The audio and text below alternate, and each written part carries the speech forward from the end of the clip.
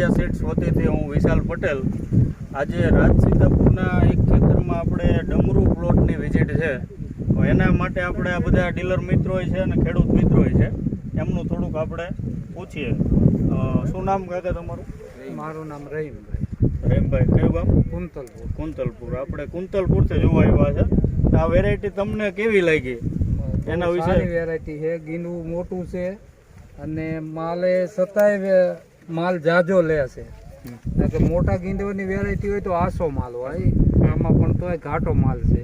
આના માટે તમે કોઈ ખેડૂતોને ભલામણ કરવી હોય તો વેરાયટી વિશે શું કહી શકો? ના, વેરાયટી સારી છે અને વાયા જેવી છે, વાવવામાં વાંધો નથી અને બહુ સારી વેરાયટી છે.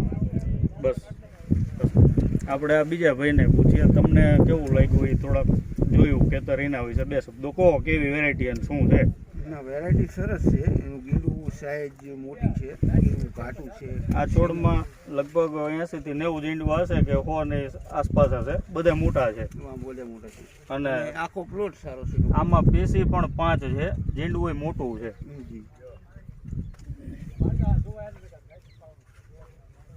અને છે સિરીઝમાં. તમે કહો, ખબર તમે કહો પ્રતાપ. ના ના, વેરાયટી તો સારી જ છે. તમે વાયુ છે? વાયા જી, હા, આપણે વાયુ હોય. તમે વાયું હોય? કેવું છે? કેવું સરસ છે? છે, મારે સરસ. બીજા કોઈને ભલામણ કરો. બીજા કોઈને ભલામણ કરવી હોય તો ખેડૂતોને આપણે વવરાઈએ. સરસ.